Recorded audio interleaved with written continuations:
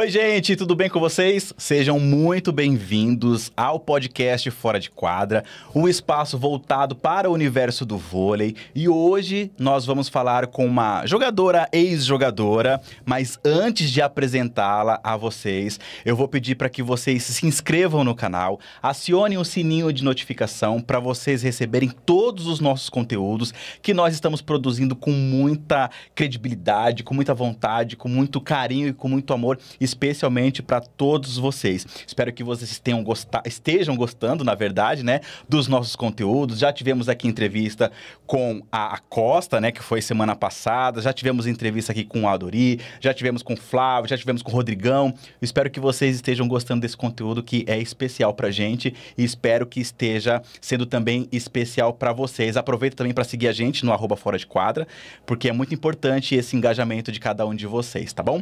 A nossa convidada de hoje é nada mais, nada menos que Juliana Mello, ex-central, ex-jogadora. Isso a gente vai descobrir daqui a pouquinho por onde anda e o que ela está fazendo da vida. Juliana, muito obrigado pela sua participação aqui com a gente.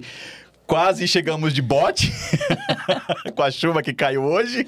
Hoje a gente quase veio de barco pra cá, né? Foi difícil. Mas eu que agradeço o convite, tô muito feliz de estar aqui. Graças a Deus a agenda deu tudo certo. Conciliou dessa vez, né? Sim. Juliana, eu queria que você falasse um pouquinho pra gente por onde anda a Juliana, porque assim, a gente vai falar da sua história, da sua trajetória no vôlei, mas eu quero que você fale um pouquinho agora de como que está a Juliana. Está tudo bem? O que você anda fazendo da vida? Bom, a Juliana anda estudando muito, né? Tá bem cansativo. Eu tô no 7º semestre de biomedicina agora. Uau! Pois é, eu descobri que eu sou do lado da ciência mesmo. Eu sempre gostei muito das quadras, mas eu larguei porque eu queria estudar. Não é largar, né? Eu Parou. Porque eu queria estudar e eu acho que agora eu me identifiquei muito com a parte da ciência. Eu entrei em biomedicina e no começo eu queria cursar uma coisa e aí depois eu acabei descobrindo que eu queria ir para a parte de reprodução humana. Então eu tô me esforçando agora para conseguir um estágio, né? Então tá nessa correria de estudo, trabalho e tudo mais, estágio. Então eu tô nessa correria.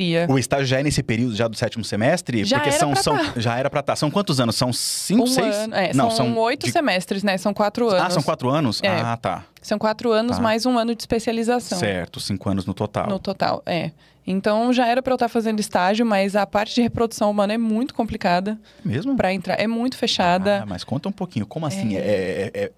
Como que é? Porque eu sou de humanas, então assim... Sim. A gente sabe que também não é tão simples, né? Mas na área de medicina é muito mais complicado, muito mais concorrido, talvez. Muito mais difícil ter esse acesso. Porque a gente não acha vaga, por exemplo, no LinkedIn, né? Não. Para a área de reprodução humana, você basicamente precisa do famoso QI.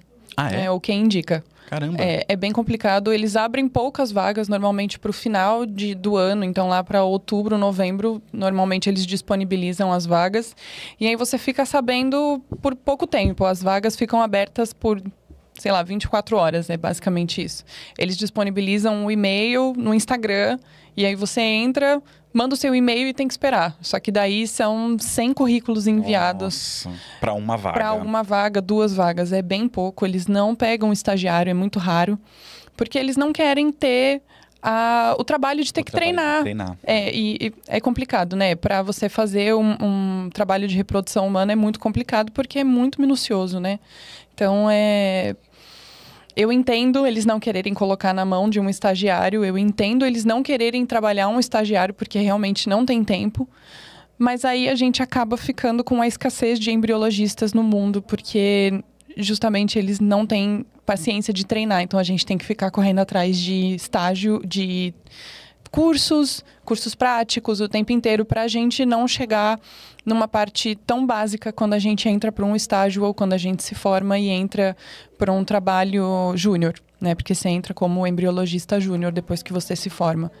Então, tô nessa correria. Eu acabei de voltar de Ribeirão Preto, fui fazer um curso lá também, prático, para poder já sair dessa parte tão básica. Fui no congresso agora de reprodução humana. Então, assim, tô nessa fase aí de conseguir contatos, de falar com as pessoas e tentar alguma coisa. Porque, querendo ou não, eu já tô com 31 anos, né? É um pouco... 31, Ju? 31. Ai, meu Deus, gente, uma criança, meu Deus. Mas, assim, eu falo que eu já tô com 31 anos porque eu tenho amigas da faculdade que ainda estão com 20. Tem uma amiga que tá querendo essa fase comigo também de reprodução. E ela tem 22 anos, então assim, é outra vida, é outra parte, são outras escolhas de cabeça e tudo mais. Ela tem esse tempo. Eu preciso já... meio que você tá correndo atrás ali desse tempo. Não do tempo perdido, mas, digamos, correndo atrás do prejuízo ali para você poder se... Isso, exatamente. Ter Me estabilizar mais rápido, assim, vamos dizer assim. Então, eu preciso mais dessa parte prática rápido. Então, tô correndo atrás de curso, tô tentando me desenvolver de uma forma um pouco mais rápida para conseguir um estágio ou até mesmo me formar e, quem sabe, conseguir um trabalho de embriologista júnior, porque, pelo menos com a parte teórica, a gente se garante um pouquinho, né? Não é, assim, uma baita de uma teoria, porque você adquire mais essa parte na vivência. Então, tudo depende da vivência. É a prática, não adianta. Exato, não tem como. Então, você precisa estar lá no dia a dia. Então, eu tô nessa correria aí, de estudo e vida de estudante mesmo. Tá, eu queria que você explicasse, porque assim, como eu te falei, eu sou de humanas, né? O que é trabalhar quando você fala de embriologia humana? Explica didaticamente, entendeu? A parte... Só pra gente entender, e o pessoal de casa entender também como que funciona esse lado da medicina, porque muita gente não conhece, eu mesmo particularmente, desculpa, não conheço. Não, tá tudo bem. A parte de medicina é a parte de reprodução humana, né? Então, o médico, ele fica com a parte de coletar os óvulos, de saber se a mulher tá preparada para fazer a fertilização in vitro e tudo mais. A parte do embriologista fica com o biomédico, que no caso é a minha parte. Então, a gente vai para dentro do laboratório para trabalhar os óvulos, os espermatozoides e fazer a parte da fertilização dentro do laboratório para ela se tornar útil e hábil num tempo rápido para ser utilizada na mulher. Então, é tudo num período muito curto de você fazer a coleta dos óvulos, fazer a fertilização e introduzir de novo na mulher para ela ser fertilizada e fecundado. Então, a parte de dentro do laboratório é a parte do embriologista, que é o que eu quero fazer. Então, a gente produz todo um embrião, a gente chama de blastocisto, mas as pessoas, quando a gente explica para a paciente, é um embrião. Então, quando a gente forma o embrião dentro da incubadora, ele já fica pronto para ser transferido para a mulher, para a futura mamãe. Mas também não é uma certeza de que vai funcionar, de que o embrião vai se apegar ali e vai se desenvolver. É uma tentativa. É uma tentativa. A gente tem uma chance aí, hoje em dia, de 70% da fertilização dar certo. Então, tem várias técnicas, tem vários jeitos de serem feitos, e aí depende da idade da mulher, depende da idade do homem. Então, tem várias coisas que influenciam hoje em dia na FIV. Caramba. Ô Ju, e de onde surgiu isso do esporte? Né? Porque a gente tá falando aqui, ó, ex-jogadora de vôlei e tal. E para a área de medicina e para essa área de embriologia, já era uma coisa que já vinha na sua cabeça desde sempre? Você descobriu isso? Como que foi? Então, foi muito doido. Na época que eu decidi parar de jogar, eu tava morando fora do Brasil. Tá. E eu já tava querendo parar para poder estudar, porque eu comecei a pensar, minha carreira não vai ser tão longa. A carreira no esporte não é tão longa, não adianta. Eu já não tenho o joelho muito bom. Quem tem, né, Juliana, o joelho bom? Não tem, Bater gente. Aqui, filho, a gente vai parar Não tem tudo. condição. Eu subi a escada aqui, eu tive que subir devagar, porque no frio a gente... de escada aqui. A gente se ferra no frio, não tô mentindo. Quem é atleta sabe. E eu comecei a pensar nessa situação, eu tenho 30... Na época eu tinha 28. Aí eu pensei, e aí, o que eu vou fazer depois do vôlei? Então eu pensei, vou tentar conciliar o vôlei com a faculdade. Impossível. É isso que eu ia falar. Impossível. Eu não conheço... Assim, não tem como. A não ser que eu faça uma faculdade online. Eu não queria fazer nada relacionado ao esporte. Eu nunca quis. Nunca quis. A minha primeira graduação foi moda. Design de moda. Nossa. E eu nem terminei. Eu só comecei, eu fiz acho que menos de um semestre. E na época eu jogava no Bradesco, no ADC Bradesco. Eu tava na categoria de base ainda. E na época eu tinha sido ainda convocada para a seleção. Então foi muita coisa em cima da outra. Aí eu falei, não, vou ter que largar a faculdade, não tem jeito. Aí eu fiquei todo esse período aí, desde 2014 até 2022, sem cursar nada. Sem pensar em nada de... Mas quando você fala de não conseguir pensar em nada, é porque também não tinha tempo pra isso, né? Porque vida de atleta eram o quê? Dois treinos, são dois, ainda continua, né? Dois treinos por dia, mais academia, mais fisioterapia, vídeo, mais fisioterapia. Mais tudo. Entendi. Você vai estudar como? Não tinha como estudar, mas assim, você pensar em fazer um curso online ou alguma coisa do tipo pra você se programar pra quando você parar de jogar, eu acho interessante. E nem isso eu pensava. Eu pensava, pô, vou continuar minha carreira aqui no vôlei até onde der certo. Só que eu comecei a reparar que eu também não estava indo muito longe mais. Eu achei que eu não tinha mais o que doar pro vôlei, num geral, como profissional. Então eu falei, e será que eu quero continuar nessa pegada? Será que eu quero realmente continuar? Vou jogar fora do Brasil para ganhar dinheiro? Será que é isso que eu quero? E eu não quero isso.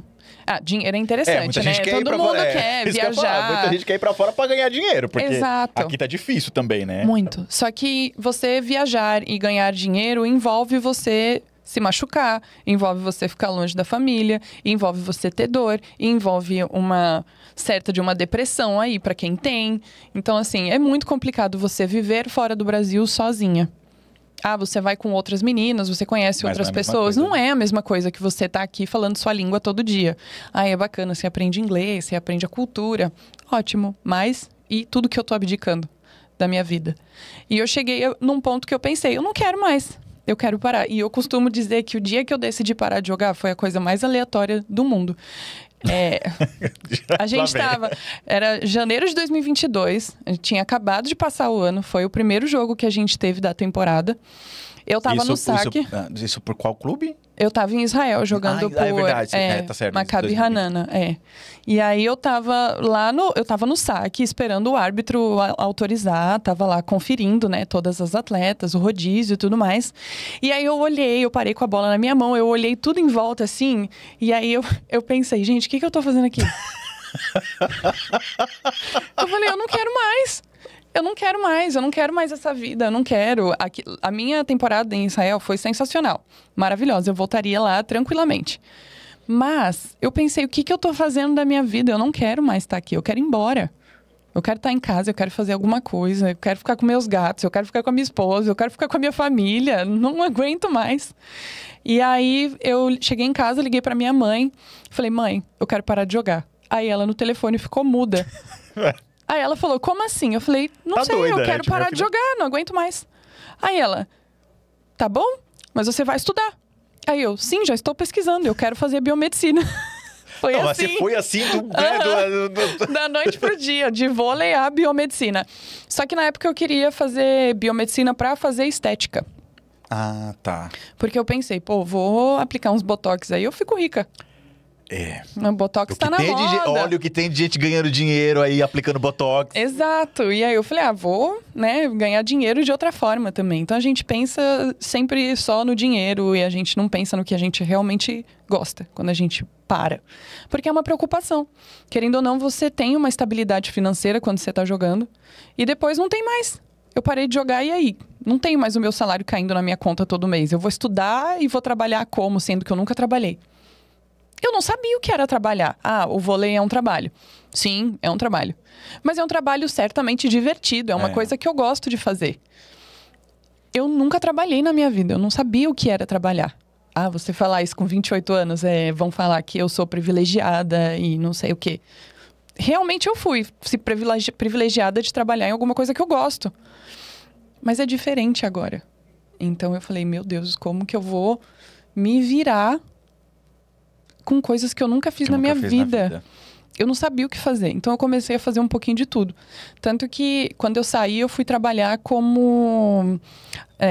como é que é? Você cuida de criança em festa. Num buffet. Recreadora. Eu fui trabalhar como recreadora. Eu não consigo me imaginar você trabalhando como recreadora. Nem eu conseguia. Era terrível.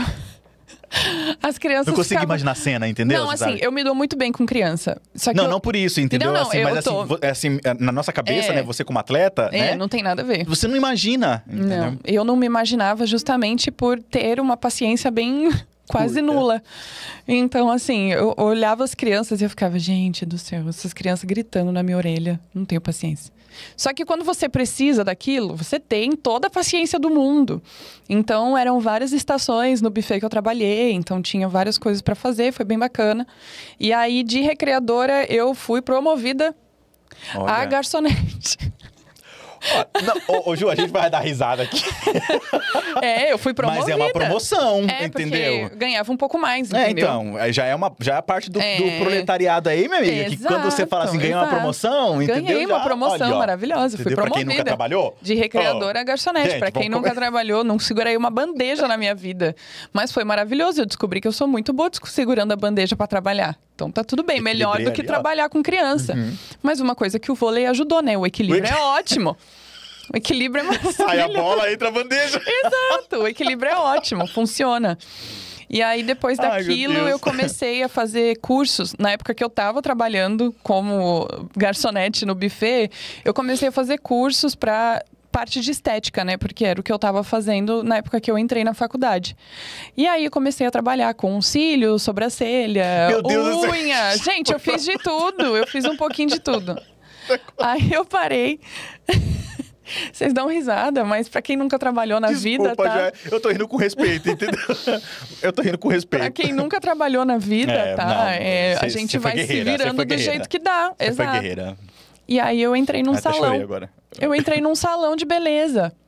A dona era amiga do meu pai. Não, mas peraí. Mas aí o buffet ficou O buffet ficou pra trás e aí eu fui... Você pediu demissão? Você falou o quê? Você falou, não venho mais? Que nem você fez no vôlei? Não, foi basicamente isso. Na verdade, eu simplesmente deixei de ir, gente. Foi vergonhoso. Abandono de emprego! Não, assim, eu não tinha um contrato, não tinha nada. Era só você chegar lá, fazer o teste e trabalhar. Era isso. E, na época, assim... Gente. Eu usei uma desculpa péssima lá, porque a minha mãe, a gente estava descobrindo uns problemas de saúde na minha mãe, e eu falei que eu tinha que cuidar da minha mãe. Não era mentira, mas eu tinha que cuidar da minha mãe de qualquer forma, só que eu me aproveitei disso para sair de lá de uma forma mais esguia. pela culatra, assim. E aí, fui trabalhar nesse salão, meu pai era amigo da dona do salão, e aí ele pediu pra ela conversar comigo, eu fui lá conversar, ela gostou do meu serviço, e aí eu comecei a trabalhar. E aí eu comecei a trabalhar lá só com cílios e sobrancelha. E aí tava precisando de manicure na época, e eu falei, por que não? Vou tentar, eu sabia fazer minha unha, eu falei, por que não fazer a unha dos outros? Você totalmente diferente, né? Outros. Totalmente outra vida.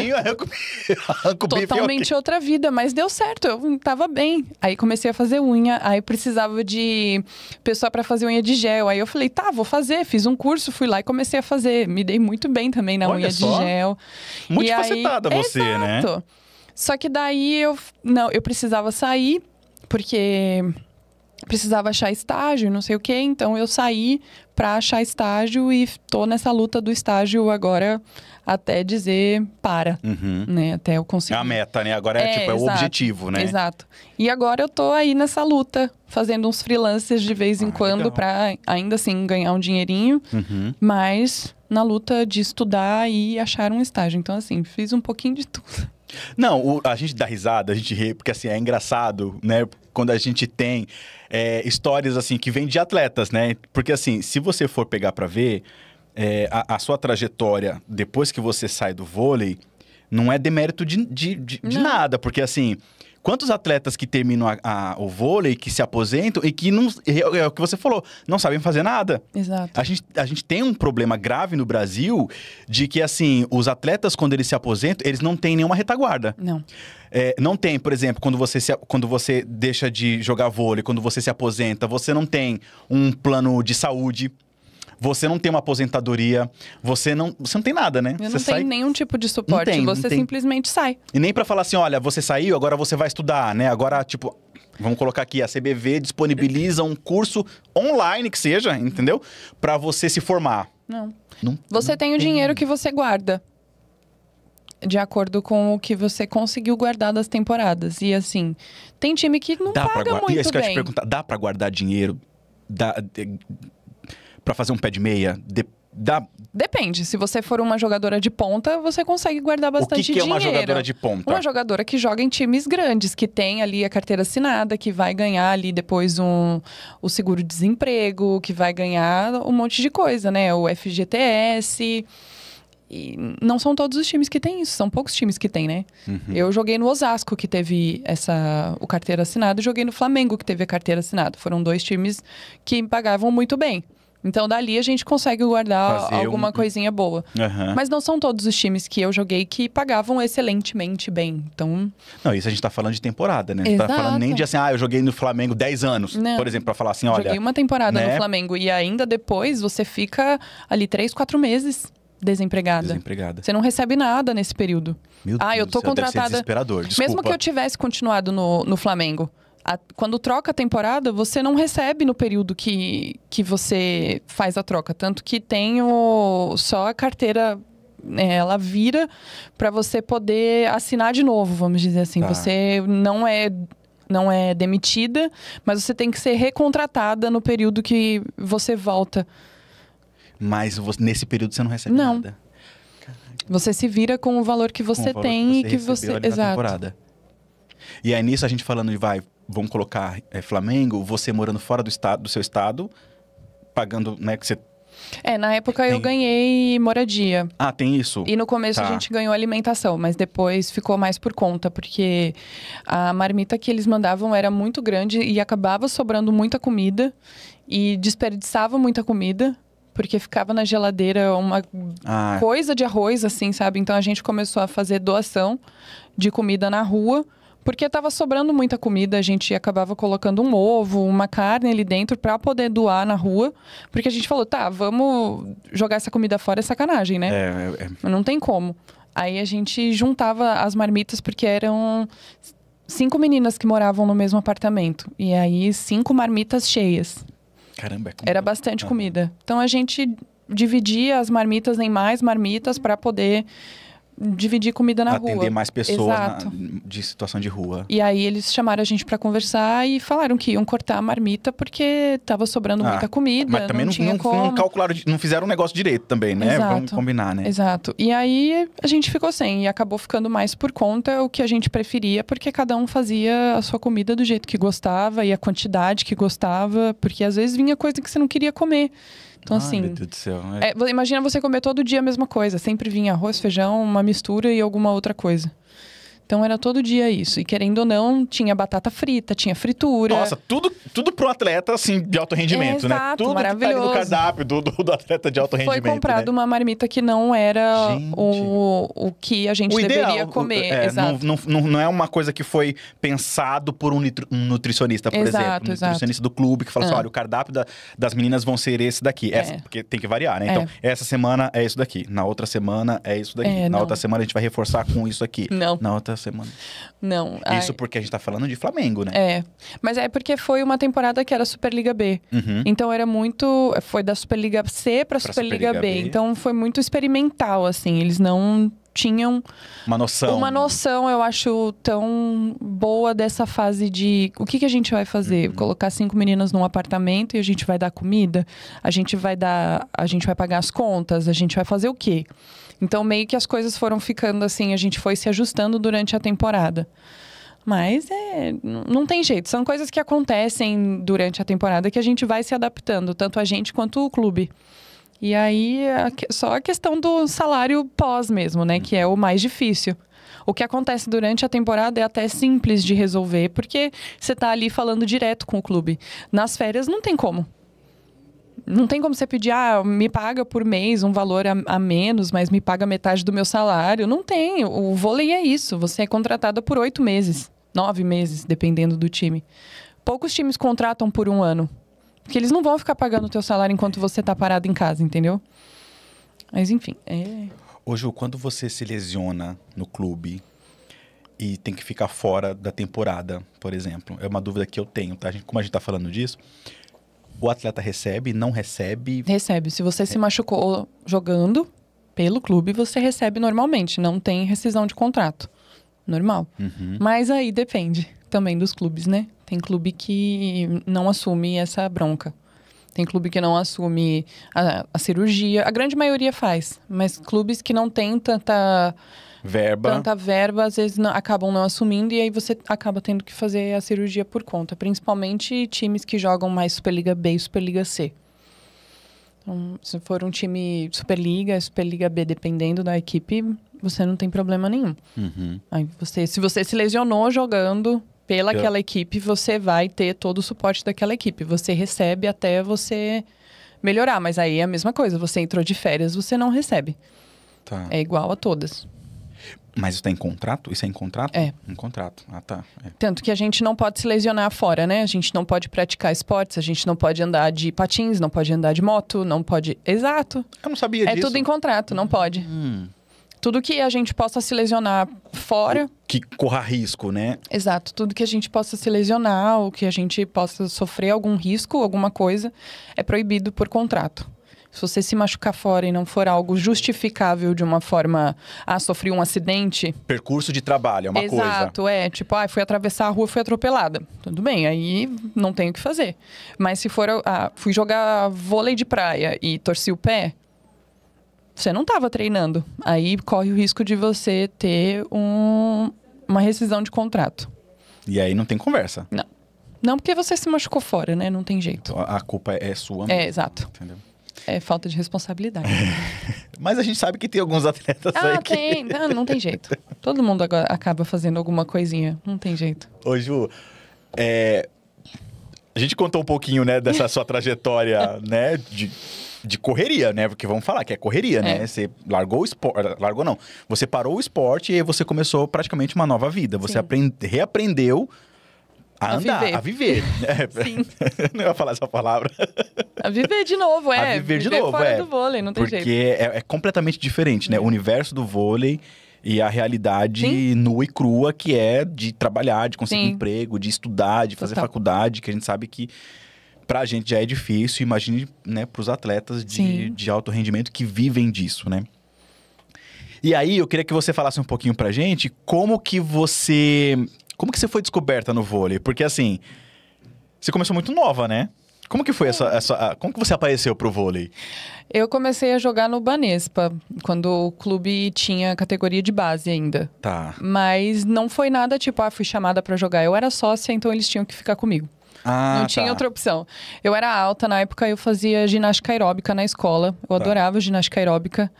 E aí, o meu irmão jogava vôlei, a minha família sempre jogou vôlei. É isso que eu ia perguntar. Mas não era nada profissional. Do esporte. Não, mas não era nada que profissional. Gostava do esporte. O meu irmão chegou a treinar até com o Xandó. Olha! Uma época, mas ele acabou lesionando e aí desistiu de continuar. E eu assistia aos treinos e tudo mais, achava legal, mas na época eu tava vidrada na ginástica aeróbica, então continuei ali. Mas eu era muito alta, então chegou uma hora... isso que eu ia falar pra você, eu falei assim... Não faz muito sentido, mas é de escola, né? Vai então, dar muita discrepância na seleção entrando as meninas. Não tem. Mas é que ginástica aeróbica não tem nas Olimpíadas, não tem seleção, porque eles não encaixam ali, mas... Qual que é a ginástica... Ginástica aeróbica faz tudo que as meninas fazem, mas é dança. É muito legal. Depois procura pra ouvir. Ginástica aeróbica tem até hoje de competição. Tem no Palmeiras, se eu não me engano. E a técnica que tá no Palmeiras, eu acho que é a Cláudia e o Borelli, eles foram meus professores na escola. Então, foi muito legal. Eu adorava. Enfim, aí eu comecei a pensar, e agora o que eu vou fazer? Porque eu sou muito alta, a escola ia acabar... Você já tinha quanto de altura? Porque você tem 1,86? 5, 6. Depende do dia. Depende da hora do dia. Depende da lua. Depende do time que você vai. Tem muitas coisas, né? Eu costumo dizer que é entre 1,84 e 1,87 ali, porque muita coisa depende. Enfim. Eu cheguei em 1,80 muito rápido. Eu estirei muito rápido. E aí depois eu fui crescendo aos pouquinhos. Não cresci mais depois disso. Mas eu cheguei a 1,80 quando eu tinha... gente, ó... Não é isso, não. Não é isso, produção. Não é isso, não. Deu ruim aqui, não é isso. Ginástica aeróbica de competição. Tá. Beleza, a gente vai... É isso. E aí onde eu parei? O TDA. Você tinha 1,80 e você foi crescendo aos pouquinhos. Mas imagina eu com 10 anos, 12 anos com 1,80. Não tinha como, perto das menininhas que tinham 1,50 de altura. Então, 1,55 ali, nem... Não tem como. Era muito discrepante, Era muito. E aí eu virei pra minha mãe e falei, mãe, queria jogar vôlei, queria ver como é que é, não sei o quê. Aí ela me levou no clube. Aí, ó, é isso aí. Olha lá, gente, como que... Ai, que bonitinho. Agora imagina, eu...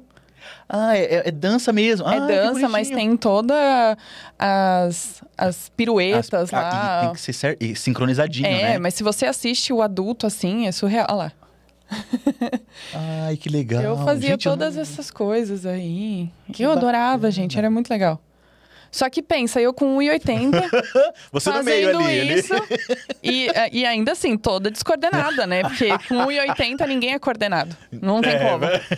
Com 10 anos, não tem como.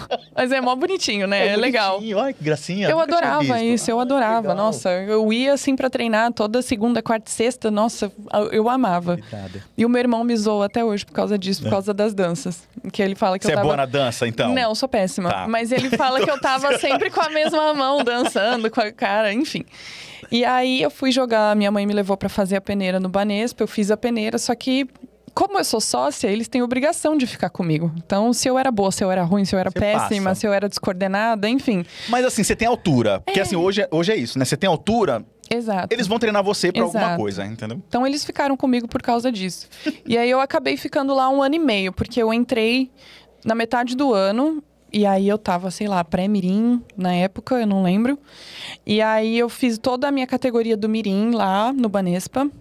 E no final do ano eu fui chamada pra fazer a peneira no Finasa, na época era Finasa ainda. Osasco. É. E aí fiz a peneira, passei e comecei todo o meu infanto no Finasa. Aí fiquei, todo o infantil, daí pra frente adulto, primeira divisão, sub-21, sub-19, eu fiz tudo no Bradesco. Foram 6 anos de Bradesco no geral. E aí, de lá, eu saí e fui jogar a minha primeira Superliga B na Sojipa. Uhum. Não, calma. Na eu Sojipa? fiz... Mas eu fiz eu fiz a pré-temporada, né? Que foi que... Eu ainda estava no Sub-21, mas eu fiz metade de uma temporada com o Osasco. Tá. Eu fiz, mas eu não cheguei a jogar, eu só treinava. Só treinava com a categoria porque eu principal. eu era muito mais nova e ele só que você só vai para a sua categoria, mas você participava... Não, eu fiquei lá vivenciando toda a vida de uma categoria adulta para entender legal. como é que é, mas eu só treinava, não jogava. E aí voltei. E quem eram as atletas de ponta nessa época? Na você época lembra? tinha a Sheila, tinha a Thaísa, tinha a Fabiola, tinha a Bright, tinha a Denise. Agora pensa eu lá, assim, admirando todo na mundo. fila do pão. Exato. Exato. Então foi assim, uma temporada que eu conheci muita gente de ponta e eu ficava assim, chocada. A Caterina Bossetti estava na época lá no time. Então, assim, pensa, era um time muito de ponta. A gente chegou aí pra semifinal contra o SESI na época, mas acabou perdendo na semi. No último jogo da semi perdeu, não chegou aí pra final. E aí eu voltei pra jogar com o meu time no Sub-21, ainda era torneio início na época. Aí fiz todo o Sub-21, segundo ano de Sub-21. Acabei e fui jogar minha primeira Superliga B, que foi na Sojipa, lá no Sul. Aí joguei lá, fui pra Valinhos. Essa foi a sua primeira experiência fora, que você saiu de São Paulo? Isso. No Sojipa? Isso. Aí saí, fui pra Sojipa, saí de lá, fui pra Valinhos, no interior de São Paulo. Né? Foi um time tão legal. Foi. A gente não classificou, mas a gente acabou ficando lá. A gente tinha conseguido a vaga para subir para a Superliga, se eu não me engano. Mas eu não fiquei lá, fui pro SESI. Foi uma temporada que não foi muito boa no SESI, que eles estavam com uma verba muito baixa. No SESI foi quando eles estavam decidindo se eles iam para Bauru ainda? Não, foi um ano antes disso acontecer. Então, essa temporada foi bem, assim, decisiva para eles trocarem, porque eles estavam sem verba. Tanto que o meu time era em Santo André. Não era mais aqui no SESI São Paulo. Na Vila Leopoldina. Isso, não era mais ali. Foi para Santo André. Então, eu morei em Santo André para jogar lá, porque é impossível sair de São Paulo para Santo André todo dia. Não tem como. Não tem como, é impossível. Visto hoje, né? Quase a gente não chega aqui. Exato. E aí eu morei em Santo André pra jogar lá. Aí fiquei uma temporada lá. Aí do SESI, eu acho que eu voltei pro Osasco. Eu não lembro. É muito time. Aí voltei pro Osasco, eu acho. Aí do Osasco eu fui pro Flamengo. Do Flamengo eu fui pro São Caetano. De São Caetano teve a pandemia. E depois eu fui pra Israel. Pro Hanana. Quando acabou a pandemia, você foi para Israel. Tem diferença daqui do voleibol de Israel, por exemplo? Você consegue fazer essa comparação? Ou você... Tem. Não é uma... Assim, não dá pra comparar com uma Superliga A. É bem mais fraco, assim, vamos dizer. Ah, é? É. Mas é uma Superliga B mais forte. Tá. Assim, é uma Superliga B. A Superliga B tá mais forte agora. Não é mais como... Não. É que a gente não tem visibilidade, vamos falar essa verdade. Então, a gente não tem visibilidade. Exato. Mas os times que são montados pra disputar a Superliga B, dá gosto de ver. Dá gosto. Às vezes dá gosto de ver até da Superliga B do que da Superliga A. Tem time que sim, que sim. Hoje a Superliga B é um nível muito bom, é basicamente o nível que a gente tinha lá também. Era um campeonato bem forte. Tinham jogadoras internacionais também lá, muito boas, de outros países. Então, foi um campeonato bem forte, assim, pra gente conseguir manter mais ou menos o nível. Porque até então eu ia jogar uma temporada fora e voltar pra cá. Ah, tá. Só que daí eu só voltei mesmo. Só voltou. Não... Fui, mas voltei. Eu fui, só voltei e não joguei mais. Foi como atleta, voltou como cidadã. Exato, sem ser atleta. Eu voltei só CLT. Desatleta. Voltei CLT. Voltou CLT. E aí descobri que a CLT não é fácil. Não, aí queria voltar a jogar. Mentira. Eu fiquei 1 ano sem encostar na bola. Não queria. Mas por quê? Pegou trauma, pegou ranço, fala não... Chegou a culpar o vôlei? Não, né? Assim, culpar o vôlei diretamente, não. Eu culpo experiências que eu tive dentro do vôlei, que foram bem complicadas. Aí a gente fala de time, de técnico, de meninas, enfim, 1000 coisas. 1000 coisas. E a gente acaba tendo aí uma depressãozinha, uma ansiedade. A gente luta contra algumas coisas durante as temporadas que acabam prejudicando a gente. Então, eu achei que... Eu não culpei o vôlei em si, porque eu amo o vôlei. Amo, de verdade. Tanto que eu jogo hoje só de... Eu falo que eu ganhava pra jogar, hoje eu pago pra jogar. É basicamente isso. Mas eu acho o vôlei muito gostoso. Hoje, a forma que eu vivencio o vôlei de uma forma muito mais leve faz muito bem pra mim. Porque eu cheguei a ficar numa depressão muito... Caramba! Depois que eu parei de jogar, eu entrei numa depressão muito baixa, assim. Foi muito complicado. Eu entrei num período da minha vida que é bem escuro, assim. Costumo falar que eu tava tomando chá com a Samara lá no fundo do poço. Terrível. Foi péssimo. E aí, eu tava fazendo terapia e aí a minha psicóloga me convenceu a voltar a fazer alguma atividade física pra poder tirar as coisas da cabeça, pra gente poder relaxar. E aí eu comecei a pensar, tá bom, o que eu vou fazer? Porque eu não quero encostar na bola do vôlei. Ah, vamos fazer academia. Odeio academia. Não suporto academia. Não me peça pra ir todo dia de manhã fazer academia. Eu não vou. Não vou. Eu fazia academia no vôlei? Fazia. Que tinha que fazer, não não tinha migué desgraçado. Não fazia. Gente, eu não era uma atleta exemplar. Revelações aqui de... Eu não era uma atleta exemplar. Não era. Não era. Mas aí eu já penso que, tipo, talvez eu já tava tão decepcionada com algumas coisas que eu pensei, vou fazer de qualquer jeito, eu não vou chegar em nenhum lugar mesmo. Eu passei por experiências nas seleções de base quando eu fui convocada que não me fizeram bem, sabe? Então eu pensei, pra que eu vou comemorar uma convocação, sendo que eu vou chegar lá e eles vão me dar a mesma resposta que eu tive na seleção passada? Sabe, que não... Qual que é essa resposta, Ju? Pode falar? Não, porque eu quero fazer um... Dependendo do que você falar, eu quero perguntar uma coisa. Enfim, se você... Eu fui convocada com outras 5 meninas na minha época que estavam em ascensão. Outras centrais. Então, éramos 5 centrais muito boas. Muito boas. Não tenho o que falar das 5 que foram convocadas. Mas eu fui cortada na primeira semana, no primeiro 15 dias, né? Porque falaram pra mim que não me conheciam direito. E que não tinham mais tempo pra ficar comigo lá, observando coisas novas, sendo que eles já conheciam as outras. E eu fui mandada embora no primeiro corte por causa disso. Me fizeram ir até lá, 15 dias vivenciando tudo.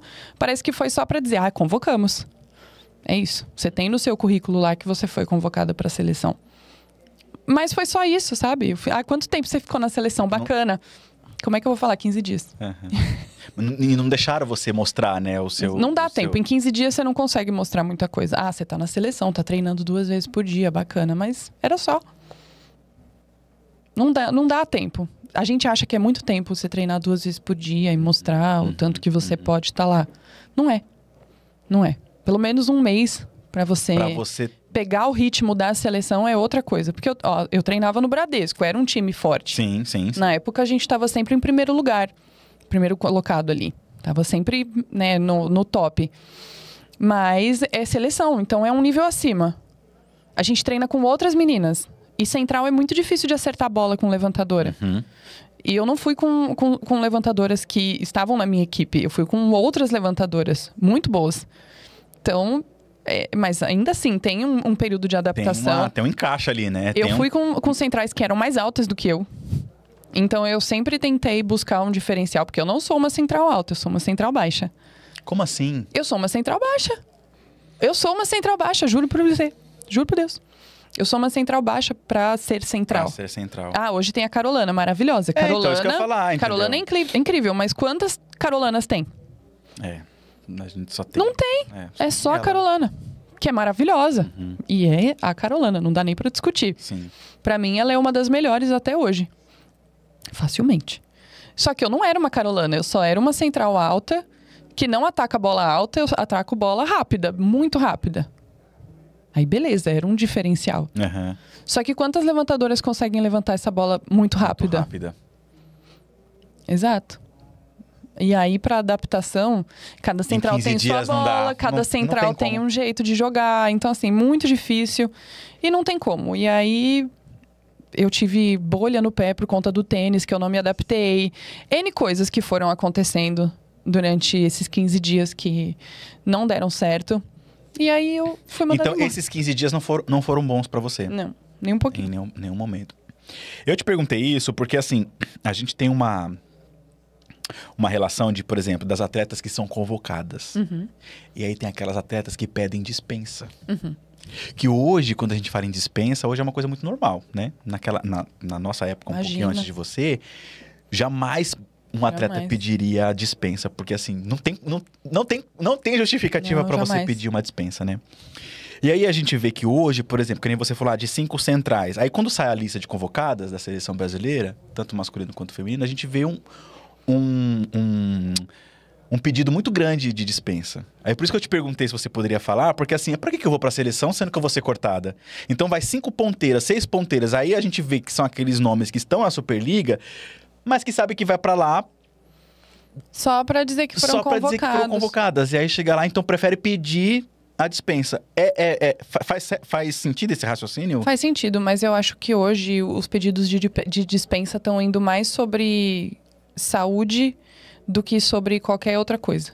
Eu acho que tem gente que prefere cuidar do corpo, prefere cuidar da cabeça, porque, por exemplo, a Rosa Maria já falou sobre isso, que quando acaba a temporada, ela vai pra seleção, acabou a seleção, ela volta pra temporada, acabou o clube, ela tá na seleção, acabou a seleção, ela tá no clube. É um ciclo? Não tem descanso. Então, eu acho que a maioria das meninas estão prezando hoje pelo descanso, pela saúde, por cuidar do corpo, porque não tem como, você vive daquilo. Se você vai ficar nesse ciclo vicioso de clube-seleção, chega uma hora que o corpo pede arrego.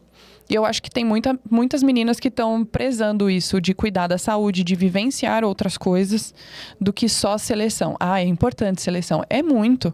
É porque é o auge, né? É o auge você ser convocado. É o ápice de todo atleta, né? Exato. Só que eu acho que hoje tem meninas que já não têm mais esse sonho tão grande de estarem na seleção. Justamente por ver o que está acontecendo por trás. Tem muita coisa que acontece por trás que a gente fica, será que eu quero mesmo estar lá?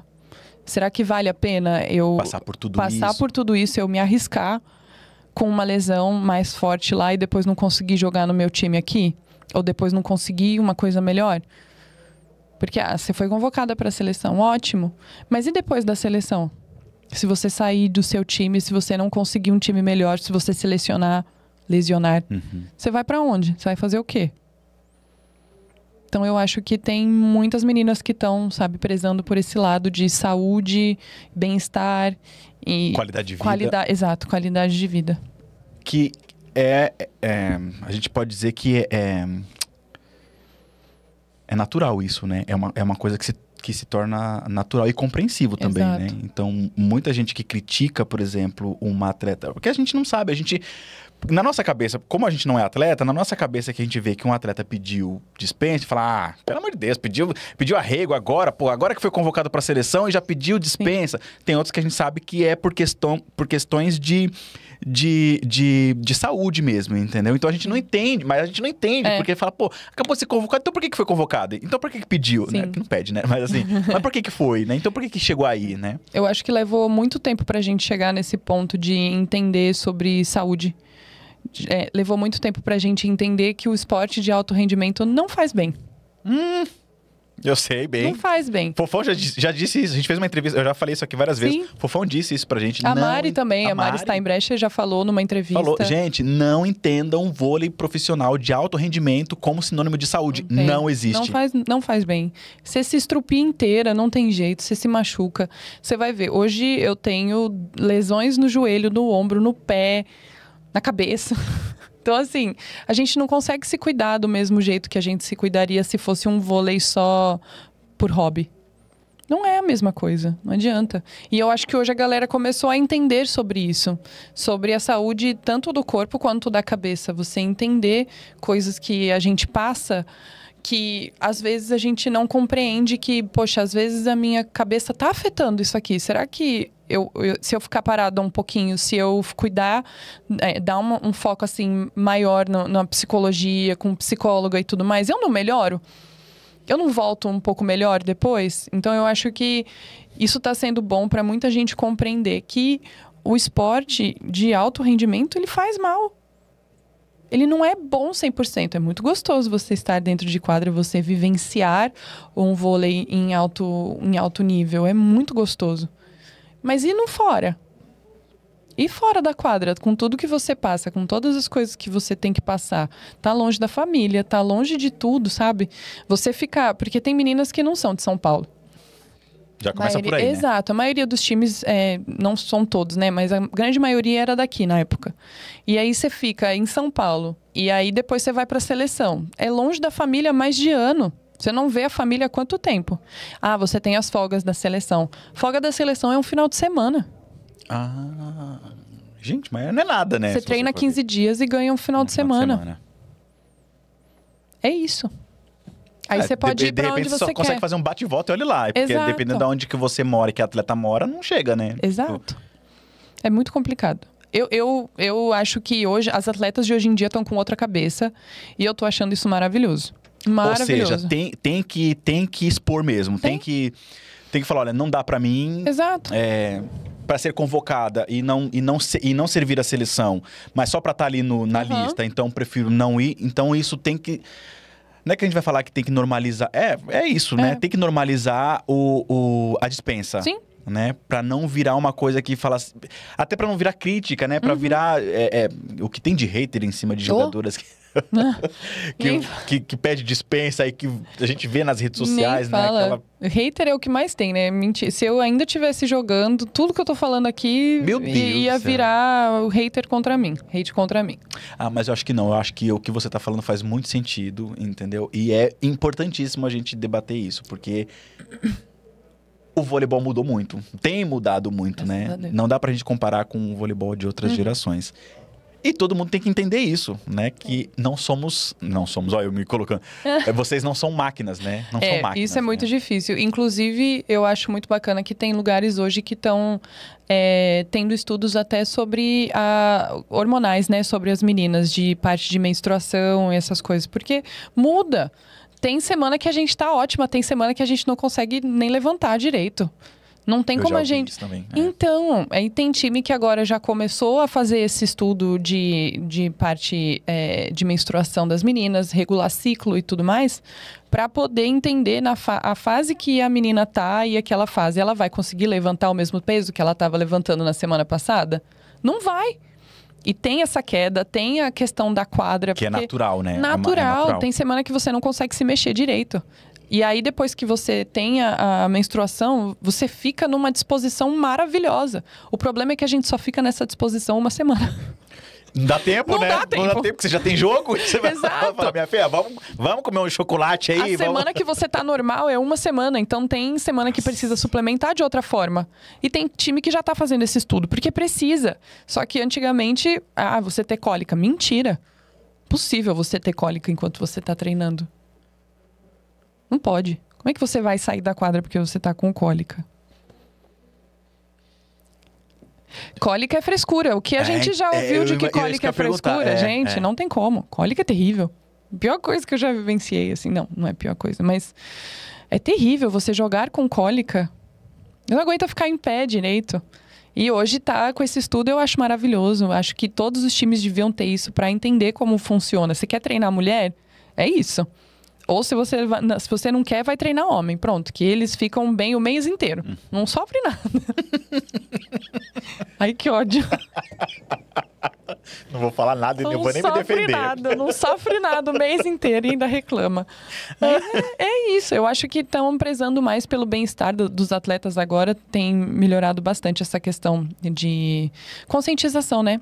Da saúde no geral, não só do corpo e da cabeça, né? Sim. E é importante que isso não saia, não saia somente dos clubes, mas dos atletas, né? Também, principalmente, né? Porque você é contratado por um time, por uma equipe, e você é moldado em cima daquele time. Você tem que fazer o que aquele time quer, aquele clube quer. E às vezes o seu poder de decisão, a sua opinião não conta. E é isso que tá sendo mostrado agora, né? Tipo, olha, eu sou atleta do clube, mas olha, é assim. Eu tenho os meus limites. Eu tenho os meus limites, exatamente. Caramba, olha, que aula, hein? Ô, Ju, aí eu queria... Agora a gente já falou de um processo delicado de atletas, eu queria que você também explicasse pra gente, porque assim, eu pensei, quando eu fiz uma pesquisa sobre você, que você tinha parado de jogar voleibol por causa de um problema que você teve, que você precisou fazer uma cirurgia. Não tem nada a ver? Assim, não. Tanto que eu descobri o tumor em 2020, né? Um tumor benigno. Tá. Eu fiz radiação nele em 2021. Tá. Então, eu não precisei abrir a cabeça, não precisei operar, não precisei fazer... Mas você tava... Era Covid, né? Não tinha. Então, acabou a minha temporada no São Caetano em 2020, eu comecei a pesquisar o que estava acontecendo. Eu descobri o tumor em agosto de 2020 e fiz a radiação em março, se eu não me engano, de 2021. E eu ainda fui jogar em Israel depois. Eu não tive nenhum problema com o tumor na cabeça radiado. Mas você sentia alguma coisa? O que você... Pra eu descobrir o tumor? Eu tenho, né? Eu perdi a audição do lado esquerdo, não foi 100%, mas começou errado, né? Já não estava ouvindo direito, um zumbido terrível. Eu tenho parestesia facial, eu não tenho sensibilidade no rosto do lado esquerdo. Foram esses primeiros sintomas que eu tive. E aí eu fui no médico para tentar diagnosticar. Na época, Covid, os médicos não queriam examinar direito. E aí eu descobri numa emergência do médico, assim, porque eu tive um sangramento no ouvido. Ela pediu uma ressonância que pega só a parte auditiva da cabeça, porque se você fizer uma ressonância geral, nem pega o tumor direito. Caramba! Então tinha que ser bem preciso, né? Exato. E aí fiz essa ressonância, consegui diagnosticar e aí busquei alternativas, porque eu não queria operar de jeito nenhum. Se eu tivesse operado, eu provavelmente não teria voltado a jogar. Porque são sequelas bem complicadas. É um tumor benigno, mas as sequelas de cirurgia dele são... Algumas são tranquilas, que daí é só paralisia facial, mas tem outras que não são, dependendo da localização do tumor. Caramba! Aí eu fiz a radiação, que matou o tumor de dentro para fora, né? Então ele necrosou e ele não cresce mais, ele não afetar ele afetou, porque ele diminuiu de tamanho. Mas ele não causa mais nada. Só que eu ainda tenho todas as sequelas dele. Tanto que hoje eu tenho a pior dor do mundo, né? Eu fui agraciada com essa dor maravilhosa que é a neuralgia do trigêmeo. Que hoje está sendo, tá sendo mais comentado por conta daquela menina que quis fazer o suicídio assistido na Suíça. Sim, que ela tem a neuralgia do trigêmeo, que é a pior dor do mundo. Ela tem bilateral. Eu tenho unilateral por conta desse tumor, que é a causa dessa neuralgia. Então, hoje, estou muito medicada, estou ótima. Mas eu sinto muita dor, assim, é terrível. Hoje, se eu estivesse jogando talvez... Daria pra jogar? Dá pra jogar, mas atrapalha um pouco, porque o remédio dá muito sono. Eu tomo anticonvulsivo. Caramba! E aí tem doping, tem um monte de coisa, mas como... Verdade, isso que eu tava pensando. Como é um remédio... Eu nem pensei nisso, na verdade. Eu sei que tem essa questão do doping. Como é um remédio necessário, talvez eu conseguisse liberação, né, pra poder usar. Mas talvez eu tivesse que procurar outras opções de remédio liberados. Mas eu tomo um anticonvulsivo bem forte. E talvez eu tenha que mudar para outro anticonvulsivo bem mais forte. Mas a gente aprende a viver. Mas eu não parei por causa disso, não. Entendi. Eu ainda joguei. Eu pensei que tinha sido por causa disso. Não, eu ainda joguei depois disso. Foi tranquilo, eu não senti nada. Foi uma temporada maravilhosa. E agora eu só faço acompanhamento mesmo. E tá tudo certo. E consegue conviver... Consigo. Tranquilamente. Com o tumor eu vivo muito melhor. Se eu não tivesse a neuralgia, o tumor eu não ia nem lembrar que existe. Eu uso aparelho auditivo, que hoje eu tirei porque tá machucando a orelha. Mas eu uso aparelho, eu tenho a parestesia facial que não faz diferença nenhuma. E eu tenho a neuralgia que é medicado, né? É terrível, eu tenho crises absurdas. Não sei nem descrever. Tanto que é conhecido a pior dor do mundo, a dor do suicídio. É uma dor que tem uma taxa de suicídio. Então, pensa. Nossa, é bem sério mesmo, né? E aí a gente faz terapia para lidar com essas coisas. Tem que cuidar não só do corpo, mas da mente também, principalmente. Exato. Né? Porque é de enlouquecer mesmo, né? É uma coisa de... Tem dias que eu não consigo fazer nada. Desde conversar, abrir a boca, piscar, comer. Eu simplesmente fico deitada, sofrendo, com uma bolsa de água quente. Não dá para fazer nada. Então, é uma dor que é limitante. Então, se eu estivesse jogando, talvez... seria uma coisa que me impedisse um pouco de treinar ou de fazer algumas outras atividades.